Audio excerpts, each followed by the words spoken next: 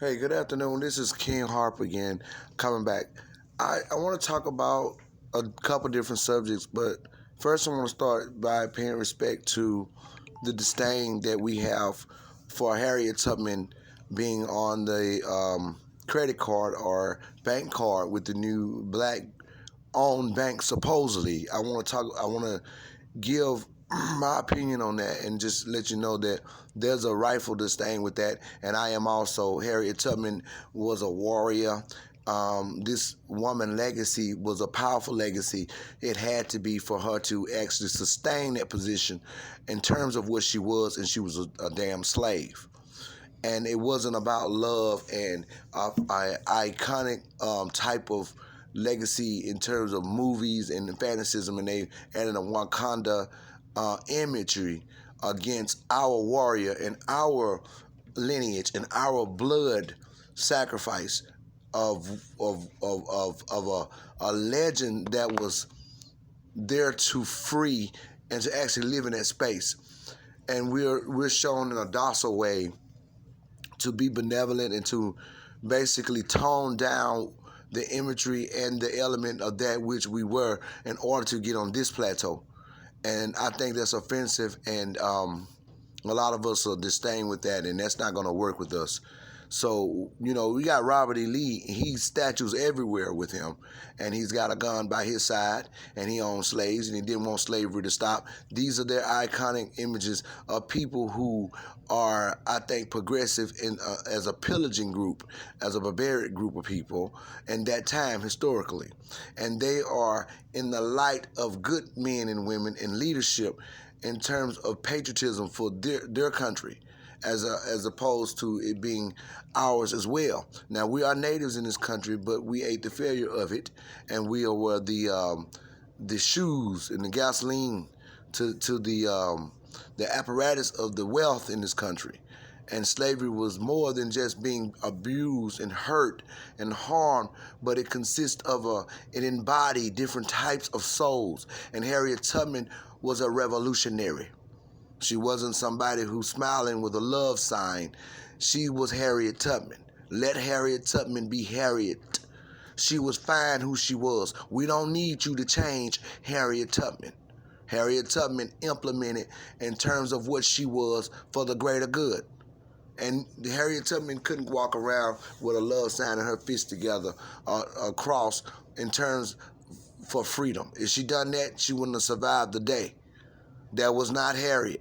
And it started with this movie that Ariba lady from Africa, from the Igbo tribe, came here and done from being from Nigeria and going to elite places of living, going to college and having access to elite access, even in the United States. So her family were kings and queens according to the failure of our lineage, including Harriet Tubman. Our lineage, and that includes Miss Tubman, Harriet Tubman. And you get to come from a lineage of tradership in terms of kingship. You sell Harriet's people or Harriet herself, and then you come later on in a society where she was held captive as a slave and emulate and perform her as a play or a show and yet be paid for it in a movie. You come and you portray her role and you docile her down, Cynthia. And I'm talking about the Harriet movie right now. You docile her down and you make her seem as though she is without arm, without weapon, but she's loved. And so you change the image of what's in my blood, my lineage. Not only that you do that, but are you allowed to do that? Because you didn't really do it. You're allowed to do it. But you are the people who have portrayed that bloodline. That's a double entendre of being terrible. Now, So now that I said that, I'm terribly disdain with what they're trying to do in business as it pertains to us, and trying to depict us as love people, people of benevolence, when there is no self-preservation in that, in terms of progressing. Harriet Tubman was self-preservation. She thought about the slaves, thought about her people, what she had been through, how she had to fight and run and fight. So now I want to break it off a little bit and just kind of say something about these groups that's here in the United States. We have a lot of different demographics here that have accessed the first world nation, which was built by slaves. My blood sacrifice, the hardship of slavery, the institution of slavery built the United States of America. And it's the first world nation. And everybody's coming here, from Chinese to Latino, Philippine, to even Africa, to access the honey, the milk, the butter, the salt, the pepper, and the sugar, to build a life, to actually build communities so that they may be in self-preservation of themselves in the first world nation that was built by slaves, a blood sacrifice against our will, in millions of numbers. Now they have a lot of stuff to say, and they have a lot of ways they carry on where they're offensive to the heirs of slaves, to black people, foundational black Americans, and ADOS inside the country. Well, let me tell you something. If it wasn't for us, none of you would be here, living in the first world nation. You would be back in your countries eating the failure of your disdained government. You would be back in the country eating the failure of your disloyal panel. Because those people that I see out here offending black people, especially Mexicans and East Indians, you guys are not smart. You know what you're doing.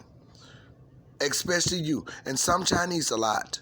You're offending black people out here, projecting us to be something that we had no power over, projecting us to be something that we are in the federal government website, which is none of your business.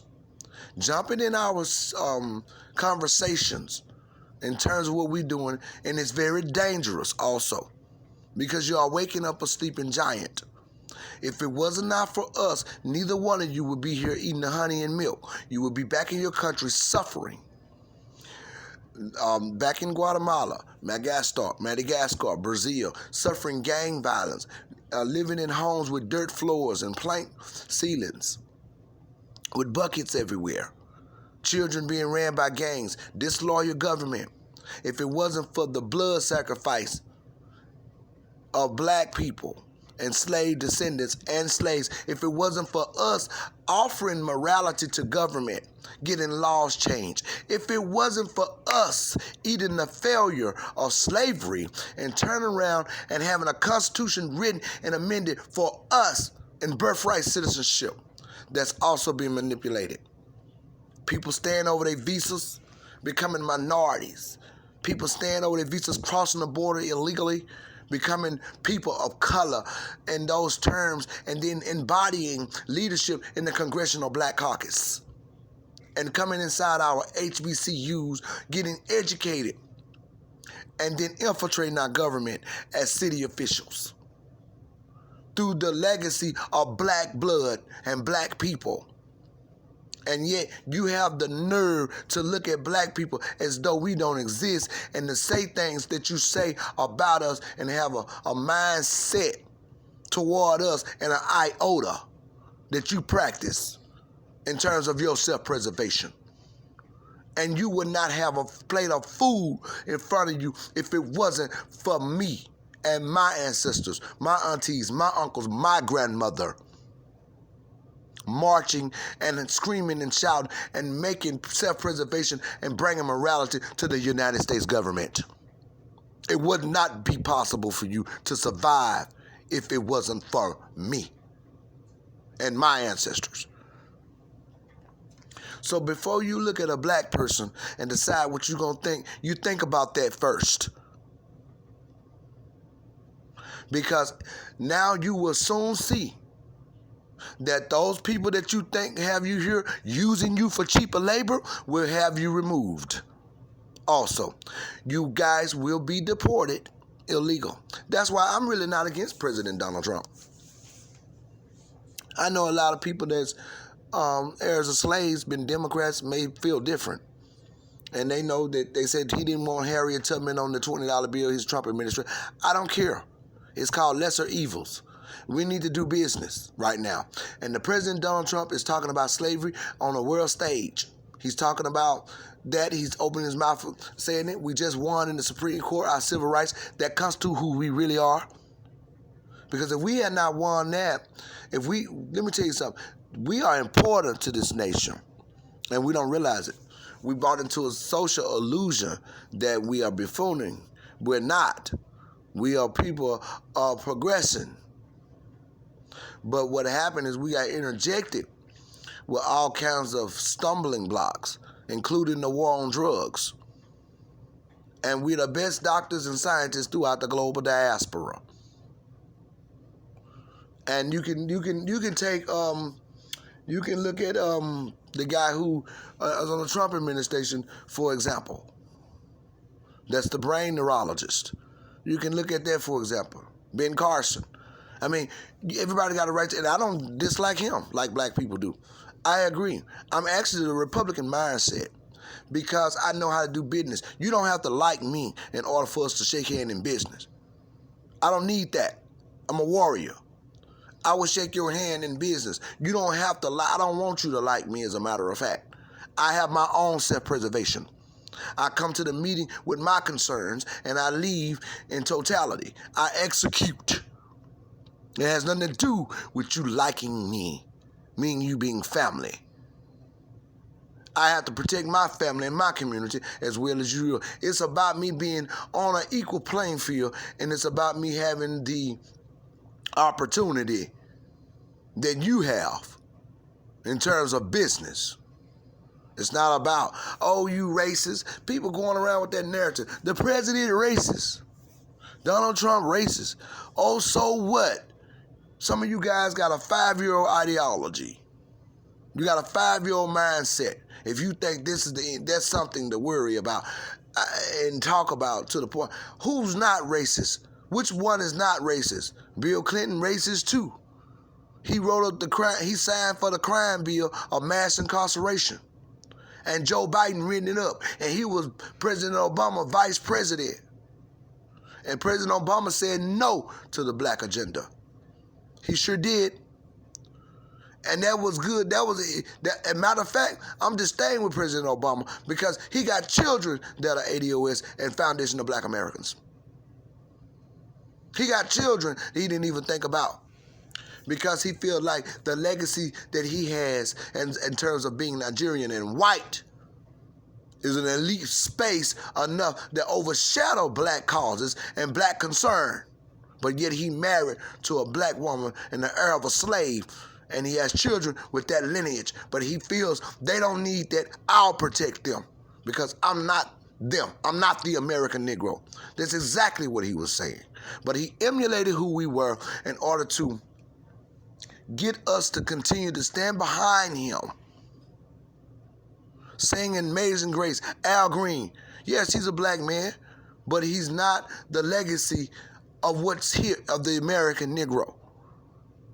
And this is a very interesting exchange, as a matter of fact. So we're very peculiar people. We can welcome you in terms of you having our culture, but you're not connected to our legacy in this nation. So you don't have to oversee it with passion, and you don't have to oversee it with authority in terms of self-preservation because it's not you. You're not a part of it. So he's really not us. Before I veer too far, but his kids are. Michelle Obama is. You see, let me get back to the subject about the president because I want to do business with the president. And if he don't give me reparations or open up the historical anchor of me being positioned fairly in government and the political arena, that will be fine with me. But he will set the ground. He will set the tone so that there will be the president or the next administration come in. It's easier for us to access that which is needed. And that's a position, that's a government anchor, a historical anchor in terms of our inheritance for us to be forced into a better shaping inside this world, first world nation, because we're now living under America. And we're being exploited by other groups and the constituency to the powers that be and by the powers that be. And we're supposed to be constituents. We're supposed to be constituents by now. We were slaves in this country and we're natives in this country. We're the second most natives than the Indian because we were born and bred. Slavery was inbred. We had breeding grounds of slavery here, like cattle. That's my blood, hanging all over the country by a neck, like pigs, because we don't obey, or being somebody using fear tactics to get us to continue to be a enterprise for an institution of wealth.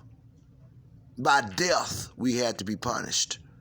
And our own people being told to get up there and punish us. Do you realize what we suffered as a people and how our mindset had to be when we even now freed? And how we were exploited in the society due to the wealth gap?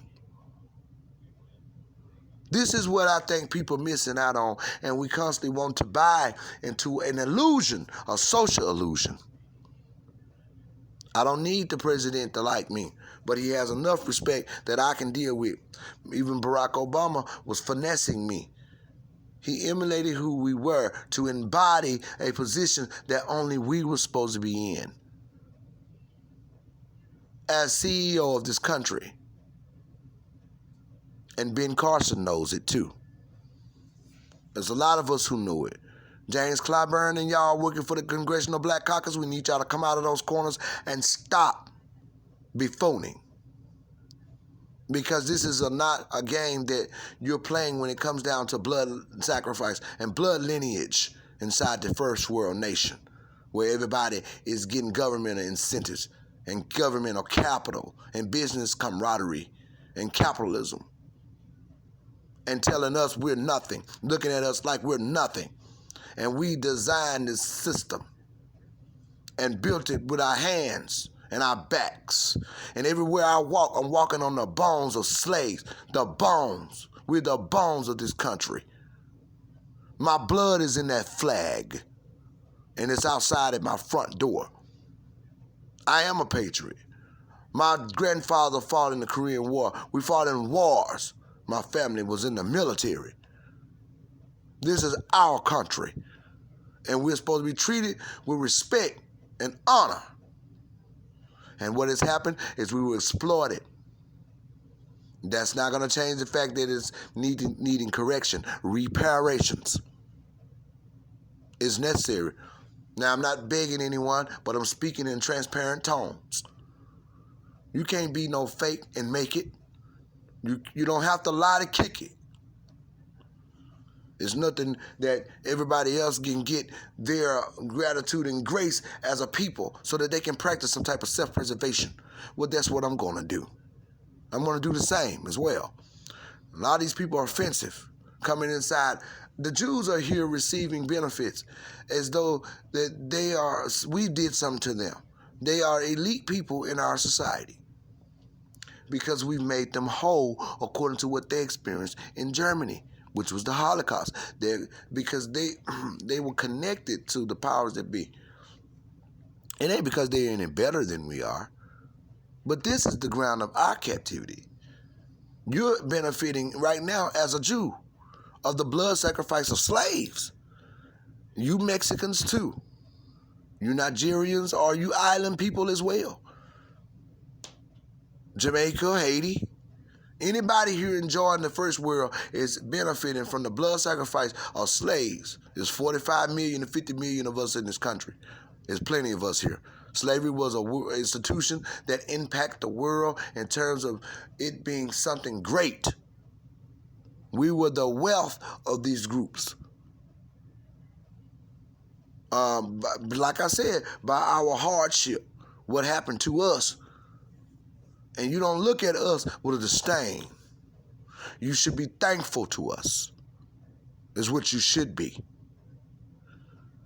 You should think about it before you respond. Black people have been dismantled in terms of socialism. I know this. And we are a people of that doesn't have the things that people are supposed to have in terms of being social at a high percentage. And we want to tell each other about it, and I want to teach. And I try to make love to black people everywhere I go so that we can be encouraged. And there's a lot of us that are living in the shadows now in our own society, what we built, where we're supposed to have loyalty from the government and loyalty from our great legacy. The legacy of black people in this country, the American Negro, has been the first world society, a developed society. And we are not being corrected there. So basically, I just came to say that. And I want to let you know that the dysfunction among the heirs of slaves come from the failure of government.